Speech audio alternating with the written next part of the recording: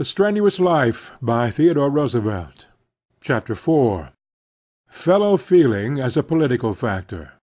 Published in The Century, June 1900. Fellow feeling, sympathy in the broadest sense, is the most important factor in producing a healthy political and social life.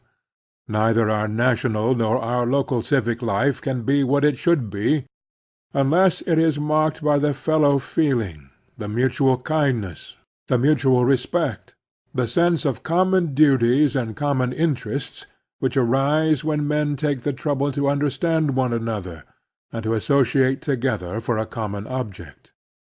A very large share of the rancor of political and social strife arises either from sheer misunderstanding by one section or by one class of another, or else from the fact that the two sections or two classes are so cut off from each other that neither appreciates the other's passions, prejudices, and, indeed, point of view, while they are both entirely ignorant of their community of feeling as regards the essentials of manhood and humanity.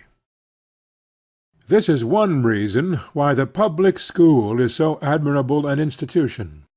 To it, more than to any other among the many causes which, in our American life, tell for religious toleration, is due the impossibility of persecution of a particular creed.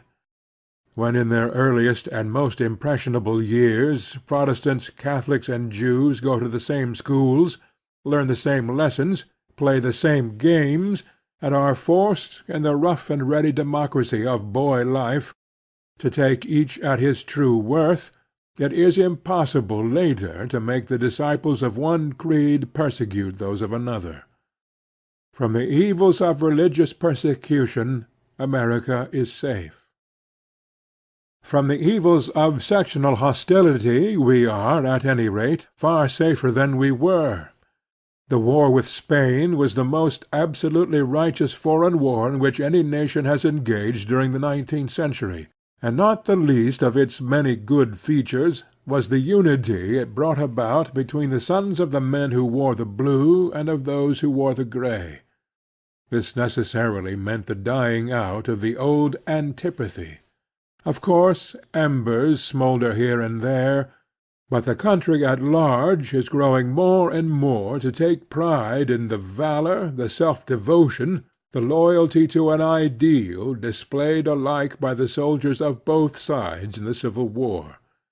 We are all united now. We are all glad that the Union was restored, and are one in our loyalty to it. And, hand in hand with this general recognition of the all-importance of preserving the Union, has gone the recognition of the fact that at the outbreak of the Civil War men could not cut loose from the ingrained habits and traditions of generations, and that the man from the North and the man from the South each was loyal to his highest ideal of duty when he drew sword or shouldered rifle to fight for the death for what he believed to be right. Nor is it only the North and South that have struck hands. The East and the West are fundamentally closer together now than ever before. Using the word West in the old sense, as meaning the country west of the Alleghanies, it is of course perfectly obvious that it is the West which will shape the destinies of this nation. The great group of wealthy and powerful states about the upper Mississippi, the Ohio, the Missouri, and their tributaries, will have far more weight than any other section in deciding the fate of the republic in the centuries that are open. This is not in the least to be regretted by the East, for the simple and excellent reason that the interests of the West and the East are one. The West will shape our destinies because she will have more people and a greater territory, and because the whole development of the Western country is to make it peculiarly the exponent of all that is most vigorously and characteristically American in our national life.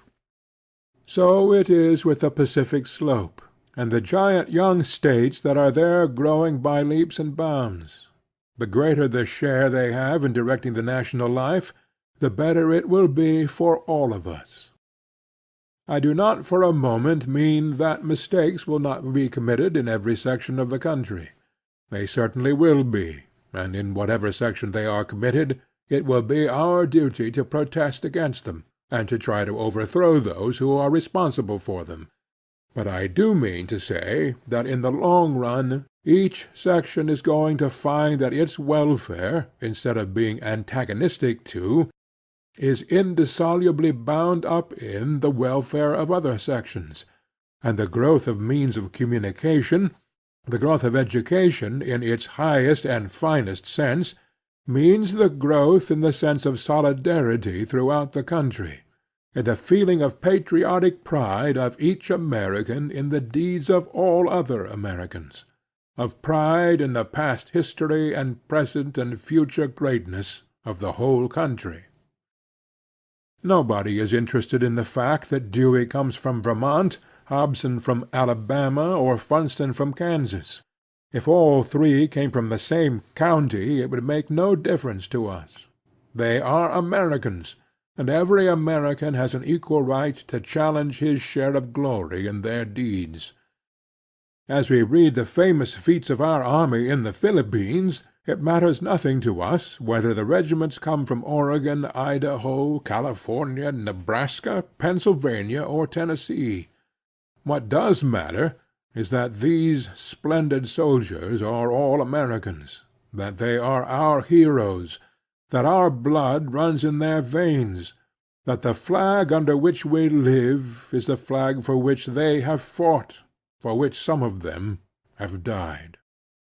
Danger from religious antipathy is dead, and from sectional antipathy dying. But there are at times very ugly manifestations of antipathy between class and class. It seems a pity to have to use the word class, because there are really no classes in our American life in the sense in which the word class is used in Europe. Our social and political systems do not admit of them in theory, and in practice they exist only in a very fluid state. In most European countries classes are separated by rigid boundaries, which can be crossed but rarely, and with the utmost difficulty and peril. Here the boundaries cannot properly be said to exist, and are certainly so fluctuating and evasive, so indistinctly marked, that they cannot be appreciated when seen near by. Any American family which lasts a few generations will be apt to have representatives in all the different classes. The great business men, even the great professional men, and especially the great statesmen and sailors and soldiers, are very apt to spring from among the farmers or wage workers, and their kinsfolk remain near the old home or at the old trade. If ever there existed in the world a community where the identity of interest, of habit, of principle, and of ideals should be felt as a living force, ours is the one. Speaking generally, it really is felt to a degree quite unknown in other countries of our size. There are, doubtless, portions of Norway and Switzerland where the social and political ideals, and their nearness to realization, are not materially different from those of the most essentially American portions of our own land, but this is not true of any European country of considerable size. It is only in American communities that we see the farmer, the hired man, the lawyer, and the merchant, and possibly even the officer of the army or the navy, all kinsmen, and all accepting their relations as perfectly natural and simple. This is eminently healthy. This is just as it should be in our republic. It represents the ideal toward which it would be a good thing to approximate everywhere. In the great industrial centers, with their highly complex, highly specialized conditions, it is of course merely an ideal. There are parts even of our oldest states, as for example New York, where this ideal is actually realized. There are other parts, particularly the great cities, where the life is so wholly different that the attempt to live up precisely to the country conditions would be artificial and impossible. Nevertheless, the fact remains that the only true solution of our political and social problems lies in cultivating everywhere the spirit of brotherhood, of fellow feeling and understanding between man and man, and the willingness to treat a man as a man, which are the essential factors in American democracy as we still see it in the country districts. The chief factor in producing such sympathy is simply association on a plane of equality and for a common object. Any healthy-minded American is bound to think well of his fellow Americans if he only gets to know them. The trouble is that he does not know them. If the banker and the farmer never meet, or meet only in the most perfunctory business way, if the banking is not done by men whom the farmer knows as his friends and associates, a spirit of mistrust is almost sure to spring up. If the merchant or the manufacturer, the lawyer or the clerk, never meets the mechanic or the handicraftsman, save on rare occasions, when the meeting may be of a hostile kind, each side feels that the other is alien, and naturally antagonistic. But if any one individual of any group were to be thrown into natural association with another group, the difficulties would be found to disappear so far as he was concerned. Very possibly he would become the ardent champion of the other group. Perhaps I may be pardoned for quoting my own experience as an instance in point. Outside of college boys and politicians, my first intimate associates were ranchmen, cow-punchers, and game-hunters, and I speedily became convinced that there were no other men in the country who were their equals. Then I was thrown much with farmers, and I made up my mind that it was the farmer upon whom the foundations of the Commonwealth really rested, that the farmer was the archetypical good American. Then I saw a good deal of railroad men, and after quite an intimate acquaintance with them I grew to feel that, especially in their higher ranks, they typified the very qualities of courage, self-reliance, self-command, hardihood, capacity for work, power of initiative, and power of obedience which we like most to associate with the American name. Then I happened to have dealings with certain carpenters' unions, and grew to have a great respect for the carpenter, for the mechanic type. By this time it dawned upon me that they were all pretty good fellows, and that my championship of each set in succession above all other sets had sprung largely from the fact that I was very familiar with the set I championed, and less familiar with the remainder. In other words, I had grown into sympathy with, into understanding of, group after group, with the effect that I invariably found that they and I had common purposes and a common standpoint. We differed among ourselves, or agreed among ourselves, not because we had different occupations or the same occupation, but because of our ways of looking at life. It is this capacity for sympathy, for fellow feeling and mutual understanding, which must lie at the basis of all really successful movements for good government, and the betterment of social and civic conditions. There is no patent device for bringing about good government. Still less is there any patent device for remedying social ills, and doing away with social inequalities. Wise legislation can help in each case, and crude, vicious, or demagogic legislation can do an infinity of harm. But the betterment must come through the slow workings of the same forces which always have tended for righteousness, and always will. The prime lesson to be taught is the lesson of treating each man on his own worth as a man, and of remembering that while sometimes it is necessary, from both a legislative and social standpoint, to consider men as a class, yet in the long run our safety lies in recognizing the individual's worth or lack of worth as the chief basis of action, and in shaping our whole conduct, and especially our political conduct, accordingly. It is impossible for a democracy to endure if the political lines are drawn to coincide with class lines.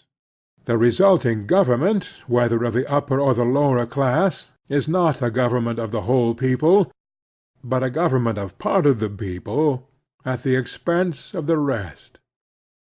Where the lines of political division are vertical, the men of each occupation and of each social standing separating according to their vocations and principles, the result is healthy and normal. Just so far, however, as the lines are drawn horizontally, the result is unhealthy, and in the long run disastrous. For such a division means that men are pitted against one another in accordance with the blind and selfish interests of the moment. Each is thus placed over against his neighbor, in an attitude of greedy class hostility which becomes the mainspring of his conduct, instead of each basing his political action upon his own convictions as to what is advisable and what inadvisable, and upon his own disinterested sense of devotion to the interests of the whole community as he sees them.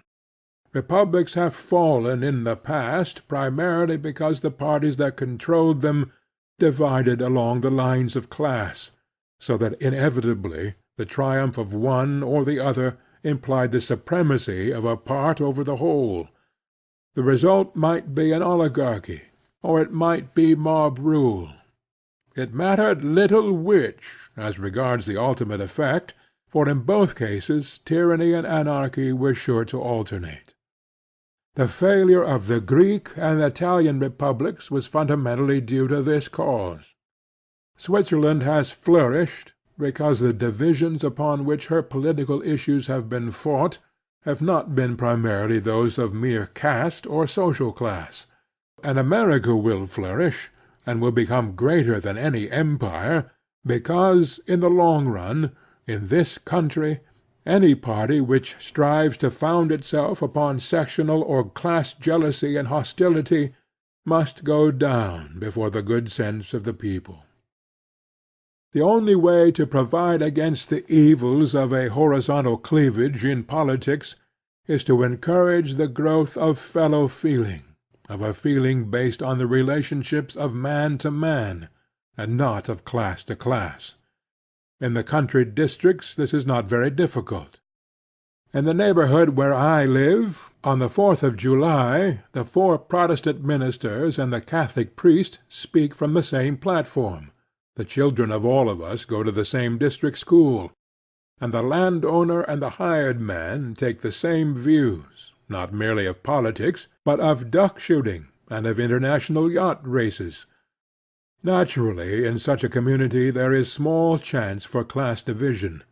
There is a slight feeling against the mere summer residents, precisely because there is not much sympathy with them, and because they do not share in our local interests. But otherwise there are enough objects in common to put all much on the same plane of interest in various important particulars, and each man has too much self-respect to feel particularly jealous of any other man. Moreover, as the community is small and consists for the most part of persons who have dwelt long in the land, while those of foreign ancestry, instead of keeping by themselves, have intermarried with the natives, there is still a realizing sense of kinship among the men who follow the different occupations. The characteristic family names are often borne by men of wildly different fortunes, ranging from the local bayman through the captain of the oyster sloop, the sailmaker, or the wheelwright, to the owner of what the countryside may know as the manor house, which probably contains one of the innumerable rooms in which Washington is said to have slept. We have sharp rivalries, and our politics are by no means always what they should be, but at least we do not divide on class lines, for the very good reason that there has been no crystallization into classes. This condition prevails in essentials throughout the country districts of New York, which are politically very much the healthiest districts. Any man who has served in the legislature realizes that the country members form, on the whole, a very sound and healthy body of legislators. Any man who has gone about much to the county fairs in New York, almost the only place where the farm folks gather in large numbers, cannot but have been struck by the high character of the average countryman. He is a fine fellow, rugged, hard-working, shrewd, and keenly alive to the fundamental virtues. He and his brethren of the smaller towns and villages, in ordinary circumstances, take very little account indeed of any caste difference. They greet each man strictly on his merits as a man, and therefore form a community in which there is singularly little caste spirit, and in which men associate on a thoroughly healthy and American ground of common ideals, common convictions, and common sympathies. Unfortunately, this cannot be said of the larger cities, where the conditions of life are so complicated that there has been an extreme differentiation and specialization in every species of occupation, whether of business or pleasure. The people of a certain degree of wealth and of a certain occupation may never come into any real contact with the people of another occupation, or of another social standing. The tendency is for relations always to be between class and class, instead of between individual and individual. This produces the thoroughly unhealthy belief that it is for the interest of one class against another to have its class representatives dominant in public life. The ills of any such system are obvious.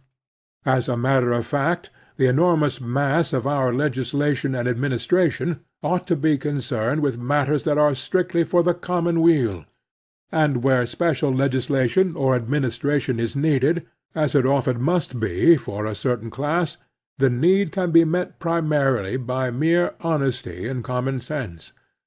But if men are elected solely from any caste or any caste theory, the voter gradually substitutes the theory of allegiance to the caste for the theory of allegiance to the commonwealth as a whole, and instead of demanding as fundamental the qualities of probity and broad intelligence, which are the indispensable qualities in securing the office of the whole, as the first consideration, he demands as a substitute zeal in the service, or apparent service, of the class, which is quite compatible with gross corruption outside. In short, we get back to the conditions which foredoomed democracy to failure in the ancient Greek and medieval republics, where party lines were horizontal and class warred against class, each in consequence necessarily substituting devotion to the interest of class for devotion to the interest of the state and to the elementary ideas of morality. The only way to avoid the growth of these evils is, so far as may be, to help in the creation of conditions which will permit mutual understanding and fellow feeling between the members of different classes. To do this, it is absolutely necessary that there should be natural association between the members for a common end or with a common purpose. As long as men are separated by their caste lines, each body having its own amusements, interests, and occupations, they are certain to regard one another with that instinctive distrust which they feel for foreigners. There are exceptions to the rule, but it is a rule. The average man, when he has no means of being brought into contact with another, or of gaining any insight into that other's ideas and aspirations, either ignores these ideas and aspirations completely, or else feels toward them a more or less tepid dislike. The result is a complete and perhaps fatal misunderstanding, due primarily to the fact that the capacity for fellow feeling is given no opportunity to flourish. On the other hand, if the men can be mixed together in some way that will loosen the class or caste bonds, and put each on his merits as an individual man, there is certain to be a regrouping, independent of caste lines. A tie may remain between the members of a caste based merely upon the similarity of their habits of life, But this will be much less strong than the ties based on identity of passion, of principle, or of ways of looking at life. Any man who has ever, for his good fortune, been obliged to work with men in masses, in some place or under some condition, or in some association, where the dislocation of caste was complete, must recognize the truth of this as apparent. Every mining camp, every successful volunteer regiment proves it. In such cases there is always some object which must be attained, and the men interested in its attainment have to develop their own leaders and their own ties of association, while the would-be leader can succeed only by selecting for assistants the men whose peculiar capacities fit them to do the best work in the various emergencies that arise. Under such circumstances the men who work together for the achievement of a common result in which they are intensely interested are very soon certain to disregard, and indeed to forget, the creed, or race origin, or antecedent social standing, or class occupation of the man who is either their friend or their foe.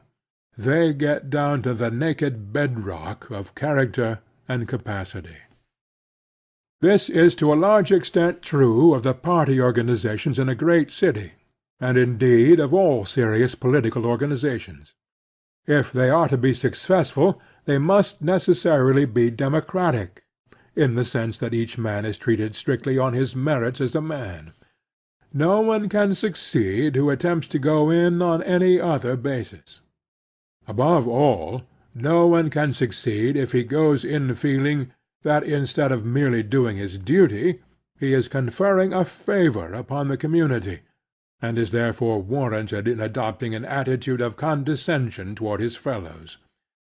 It is often quite as irritating to be patronized as to be plundered, as reformers have more than once discovered when the mass of the voters stolidly voted against them and in favor of a gang of familiar scoundrels, chiefly because they had no sense of fellow-feeling with their would-be benefactors.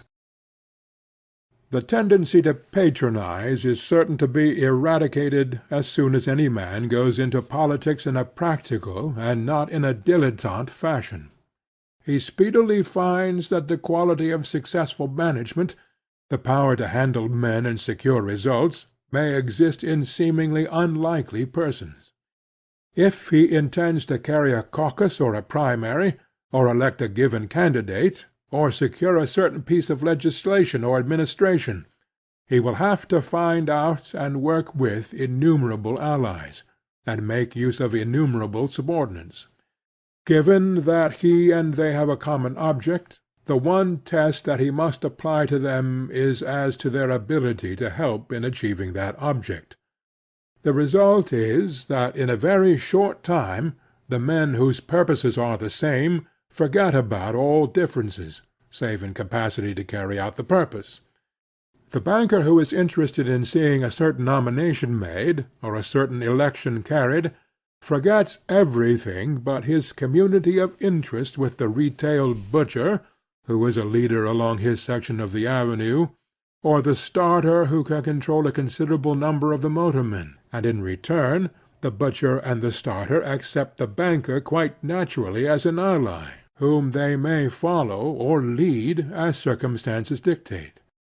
In other words, all three grow to feel in common on certain important subjects, and this fellow-feeling has results as far-reaching as they are healthy.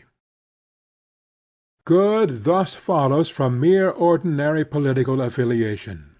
A man who has taken an active part in the political life of a great city possesses an incalculable advantage over his fellow-citizens who have not so taken part, because normally he has more understanding than they can possibly have of the attitude of mind, the passions, prejudices, hopes, and animosities of his fellow-citizens, with whom he would not ordinarily be brought into business or social contact.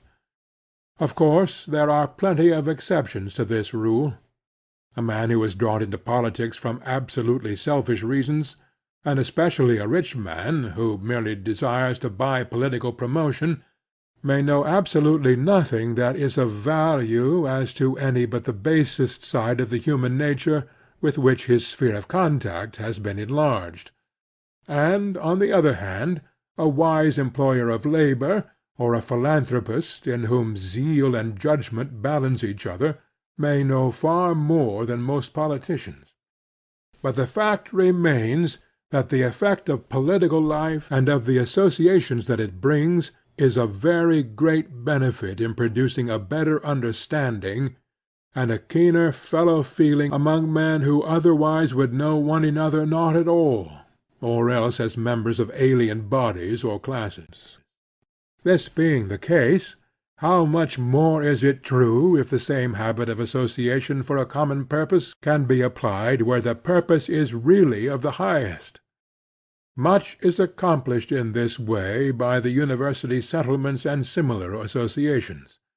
Wherever these associations are entered into in a healthy and sane spirit, the good they do is incalculable, from the simple fact that they bring together in pursuit of a worthy common object men of excellent character, who would never otherwise meet. It is of just as much importance to the one as to the other that the man from Hester Street or the Bowery or Avenue B and the man from Riverside Drive or Fifth Avenue should have some meeting ground where they can grow to understand one another as an incident of working for a common end. Of course, if on the other hand, if the zealous enthusiast loses his sanity, only harm will follow. There is much dreadful misery in a great city, and a high-spirited, generous young man, when first brought into contact with it, has his sympathies so excited that he is very apt to become a socialist, of turn to the advocacy of any wild scheme, courting a plunge from bad to worse, exactly as do too many of the leaders of the discontent around him. His sanity and cool-headedness will be thoroughly tried, and if he loses them, his power for good will vanish. But this is merely to state one form of a general truth. If a man permits largeness of heart to degenerate into softness of head, he inevitably becomes a nuisance in any relation of life. If sympathy becomes distorted and morbid, it hampers instead of helping the effort toward social betterment. Yet without sympathy, without fellow feeling, no permanent good can be accomplished. In any healthy community there must be a solidarity of sentiment, and a knowledge of solidarity of interest among the different members. Where this solidarity ceases to exist, where there is no fellow feeling, the community is ripe for disaster. Of course the fellow feeling may be of value much in proportion as it is unconscious. A sentiment that is easy and natural is far better than one which has to be artificially stimulated. But the artificial stimulus is better than none, and with fellow feeling, as with all other emotions, what is started artificially may become quite natural in its continuance. With most men, courage is largely an acquired habit, and on the first occasions when it is called for, it necessitates the exercise of will power and self-control, but by exercise it gradually becomes almost automatic. So it is with fellow feeling. A man who conscientiously endeavors to throw in his lot with those about him, to make his interests theirs, to put himself in a position where he and they have a common object, will at first feel a little self-conscious, will realize too plainly his own aims. But with exercise this will pass off. He will speedily find that the fellow feeling which at first he had to stimulate was really existent, though latent, and is capable of a very healthy growth. It can, of course, become normal only when the man himself becomes genuinely interested in the object which he and his fellows are striving to attain. It is therefore obviously desirable that this object should possess a real and vital interest for every one. Such is the case with proper political association.